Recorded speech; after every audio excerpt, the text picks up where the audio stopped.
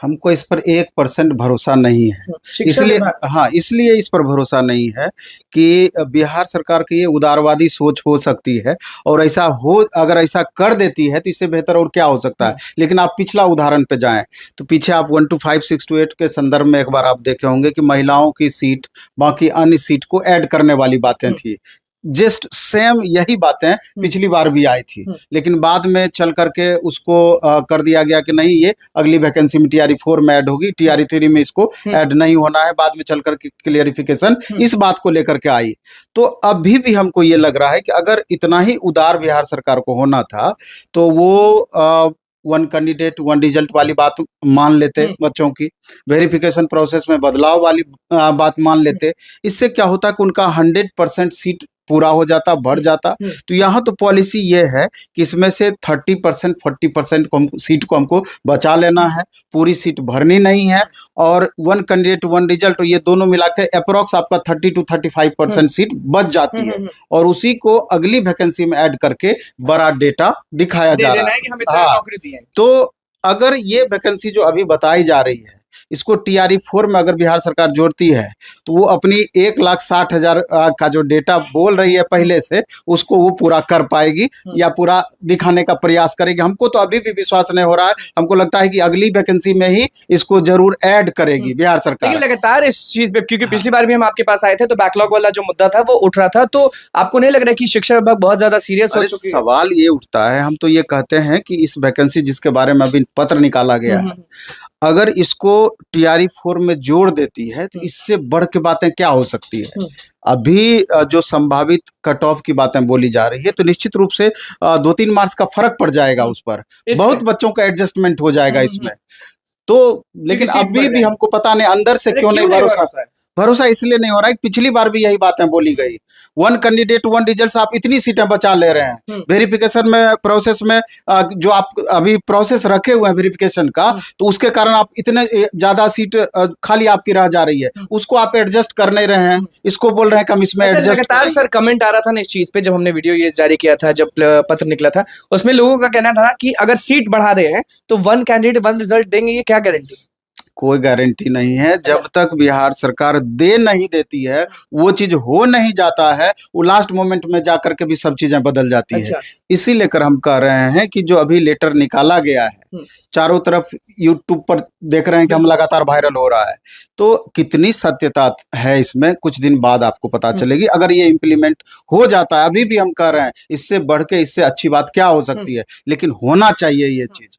पिछली बार भी इसी तरह का निकला था, लेकिन बाद में चलकर क्लियर कर दिया गया कि नहीं, इस वैकेंसी में उसको ऐड नहीं किया। सप्लीमेंट्री पर तो अब सब चीज लोग भूल जाए, शिक्षक भर्ती भूल जाए या नहीं भूल जाए, ये कोर्ट का मैटर था, कोर्ट का ऑर्डर भी आया टीआरई 1 के संदर्भ में, और जो पिटिशनर थे वो खुश भी हैं कि आगे चल करके ये इम्प्लीमेंट होना ही होना है, और उसके आधार पर फिर टीआरई 2 में भी बच्चों को लाभ मिलेगा वगैरह वगैरह, ये प्रोसेस चल रहा है।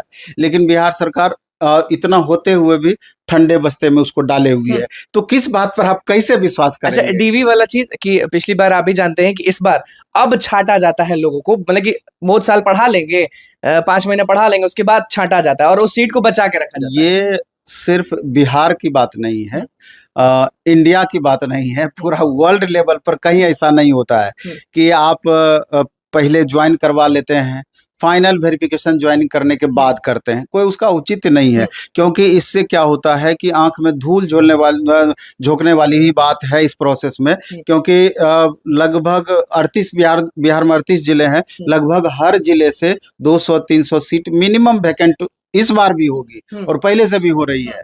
तो बाद में जो इतनी सीटें वैकेंट होती है, उसका कोई माई बाप नहीं है, वो निश्चित रूप से अगली वैकेंसी में ऐड करने का ही एक प्रोसेस है, दिखाने का। इतनी बड़ी आप देख लीजिए ना कि 1,70,000 वैकेंसी टीआरई 1 में आया, फाइनल सिलेक्शन कितने बच्चों का हुआ, फाइनली ज्वाइन किए 95,000, टीआरई 2 में 1,20,000 वैकेंसी आई, लगभग 40,000 प्लस सीटें तब भी वैकेंट रह गई, अगली वैकेंसी में ऐड किया गया। तो टीआरई 3 का जब रिजल्ट आने दीजिए, इस बार भी वही होना है, मोर देन 30% सीटें इस बार भी वैकेंट रहेंगी, और अगली वैकेंसी में वो जाकर के ऐड होगा। तो कैसे इन बातों पर आपका विश्वास? क्या लगता है नवीन सर कि रिजल्ट्स को कब तक निकाला जाएगा? रिजल्ट तो सितंबर लास्ट में निकलने की बातें थी, तो पता चला कि एक बीपीएससी के अधिकारी रिटायर किए हैं, अब उसको लेकर के 1 सप्ताह और एक्सटेंड एक्सटेंड होगा। तो इसका मतलब बहुत हमको समझ में नहीं आता है कि लगातार आप डेट पे डेट बढ़ाते जा रहे हैं। पिछली बार बच्चे घर नहीं पहुंचे, आपका आंसर की आ गया, तो इस बार इतना विलंब क्यों? एक समय था कि टीआरई 4 होने वाला था अगस्त में। आदमी वही, सब चीज वही, सिर्फ ऊपर के आला अधिकारी बदले हैं, प्रोसेस में इतना भारी बदलाव हो गया। प्रोसेस में इतना भारी होता है। आपने कहा कि कट ऑफ अगर सीट्स बढ़ जाएंगे तो आपने बोला कि कट ऑफ जो है वो नीचे चला जाएगा। निश्चित रूप से अगर इतनी सीटें ऐड होगी तो स्वाभाविक रूप से 1 नंबर 2 नंबर या 2 नंबर से ज्यादा ही इस पे फर्क पड़ेगा कट ऑफ पर। कट ऑफ से याद आया नवीन अभी सर तो दूसरा तो ये भी हो रहा है कि अभी जैसे कि 1,60,000 वैकेंसी 1 to 5 में थी, जी। तो 1,60,000 बच्चे फॉर्म भरे हुए थे 28,000 प्लस वैकेंसी के लिए। उसमें फिर 1 to 5 का सामान्य जो है 21,700 के करीब वैकेंसी रही। उसमें बताया जा रहा है कि लगभग 91,000 कैंडिडेट सिर्फ जनरल कैटेगरी से हैं, यूआर कैटेगरी से हैं। तो स्वाभाविक रूप से ये सब डेटा निकल करके सामने आ रहा है। तो अगर उतने स्टूडेंट सिर्फ यूआर कैटेगरी के हैं तो उसका भी कट ऑफ पर प्रभाव देखने को मिलेगा। तो बहुत सारी छोटी छोटी आपका जो कट ऑफ था उस पर अभी भी वही है कि नहीं, हम तो वही है, उसमें हम बहुत ज्यादा बदलाव नहीं।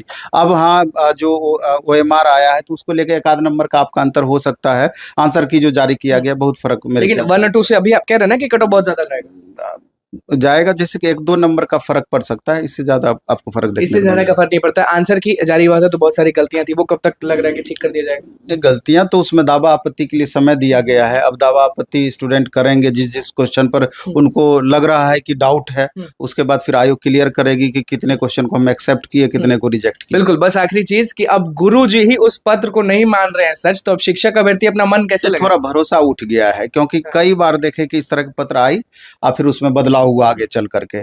तो इसलिए करके लगता है कि जो सरकार की नीति है, रणनीति है कि सीट बचा करके अगली वैकेंसी में ऐड करने वाली बातें हैं, इस लेकर के विश्वास नहीं होता है। आप तो बीपीएससी ऑफिस भी पहुंचे थे, तो आप हमेशा है ना अभ्यर्थियों के साथ? 100% है, लगातार है। अभी जो भी मुद्दे उठ रहे हैं हर मुद्दे में हम साथ हैं।